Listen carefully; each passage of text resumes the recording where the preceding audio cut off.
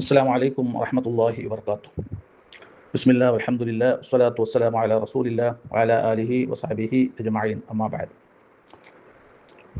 പ്രിയപ്പെട്ട സഹോദരികളെ, പരിശുദ്ധമായ റജബ് മാസം 27-ാമത്തെ നോമ്പിൻ്റെ ഈ പകലിൽ അള്ളാഹുവിൻ്റെ അനുഗ്രഹത്താൽ നമ്മുടെ വീടുകളിൽ ആത്മീയമായ വെളിച്ചം പരത്തുക എന്ന ലക്ഷ്യത്തോടെ ആരംഭിക്കുന്ന നഫീസത്ത് മാല സൗജന്യ ഓൺലൈൻ കോഴ്സിൻ്റെ ഉദ്ഘാടന ചടങ്ങിൽ നിങ്ങളോടൊപ്പം പങ്കുചേരുന്നതിൽ വലിയ സന്തോഷമുണ്ട്.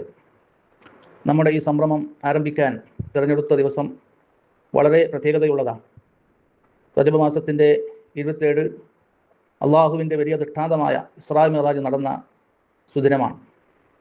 ആത്മീയമായ ഔന്നത്യം കൈവരിക്കാൻ ഓരോ വിശ്വാസിയും ആഗ്രഹിക്കുന്ന ഈ അവസരത്തിൽ മഹദിയായ നഫീസത്തുൽ മിസ്രിയയുടെ കുറിച്ചുള്ള പഠനത്തിന് തുടക്കം കുറിക്കുന്നത് ഏറെ അനുഗ്രഹീതമാണ്. നഫീസത്ത് മാല എന്ന് പറഞ്ഞാൽ അത് കേവലം ഒരു പാട്ടല്ല. അഹ്ലു ബൈത്തിലെ തിളങ്ങുന്ന നക്ഷത്രമായ സയ്യിദത്ത് നഫീസത്തുൽ ബീബി റളിയല്ലാഹു അൻഹയുടെ ജീവിതവും ആത്മീയ പോരാട്ടങ്ങളും അടയാളപ്പെടുത്തുന്ന കൃതിയാണ്. നബി സല്ലല്ലാഹു അലൈഹി വസല്ലമയുടെ പരമ്പരയിൽ പിറന്ന മഹദി ഈജിപ്തിലെ ജനങ്ങളുടെ ഹൃദയം കീഴടക്കിയത് തൻ്റെ വിനയം കൊണ്ടും ആരാധനാ കർമ്മങ്ങൾ കൊണ്ടുമാണ്. ഭക്ഷണവും പാനീയവും ഉപേക്ഷിച്ചുകൊണ്ട് ആയിരക്കണക്കിന് ഖുർആൻ ഖതം തീർത്തുകൊണ്ട് മഹദി അവറുകൾ കാണിച്ചു തന്ന ആത്മീയ പാത ഇന്നും നമുക്ക് പ്രചോദനമാണ്.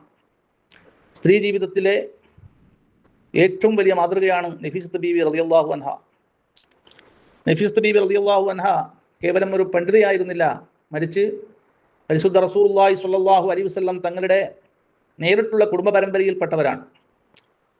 അതാണ് നഫീസത്ത് മാലയിൽ പറഞ്ഞത്. അല്ലാഹ് തന്ന അംബിനാലെ ആദരിത്തെ മൈത്തെ ഫാത്തിമുൻ നബിന്റെ മകൾ ഫാത്തിമ ബീബത്തെ.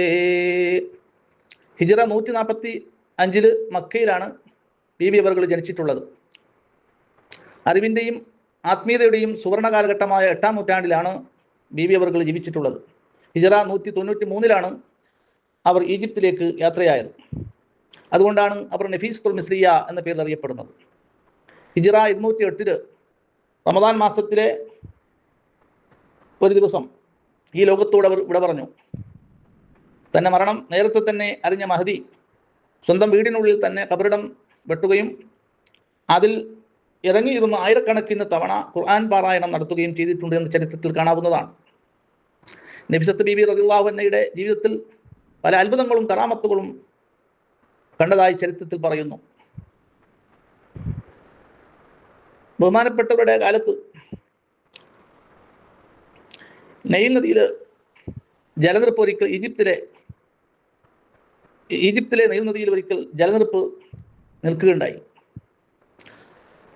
അതാണ് ബൈത്തിൽ പറഞ്ഞത്. മികുട നീൽ എന്നഹാരിൽ ഒരിപ്പതൈ നീലത്തെ വേളമുഖ മക്കനെ കൊണ്ട് അയ്യതൈ നാടത്തെ.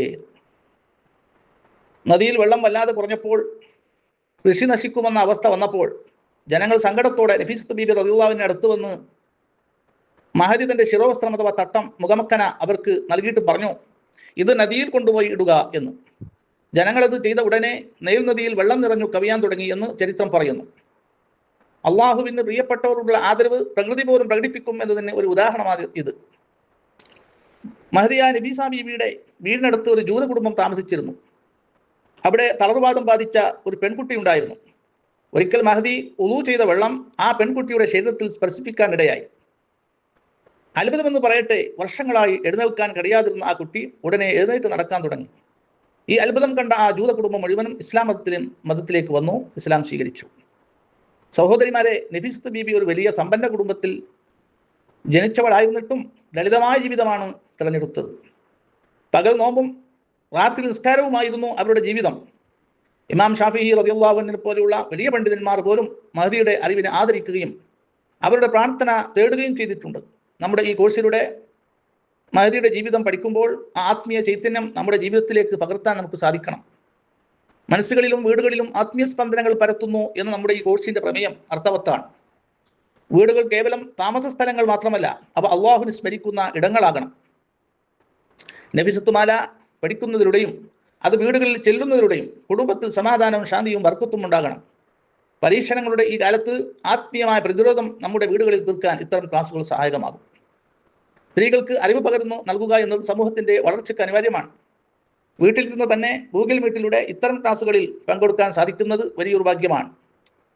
ഈ കോഴ്സ് സൗജന്യമായി നൽകുന്നതിലൂടെ ലക്ഷ്യമിടുന്നത് പരമാവധി സഹോദരിമാർക്ക് അറിവും ആത്മീയതയും പകർന്നു നൽകുക എന്നുള്ളതാണല്ലോ.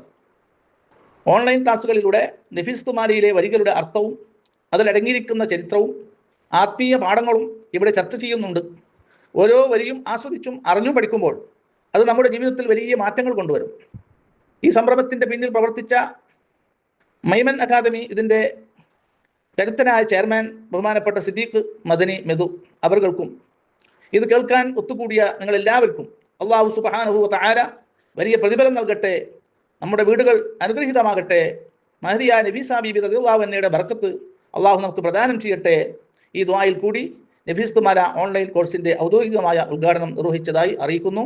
ബിസ്മില്ലാഹിർ റഹ്മാനിർ റഹീം. ഇന്നാ ഫതഹ്നാ ലക ഫത്ഹൻ മുബീന. ദുആ വസിയത്തോടുകൂടെ അസ്സലാമു അലൈക്കും വറഹ്മത്തുള്ളാഹി വബറകാതുഹു.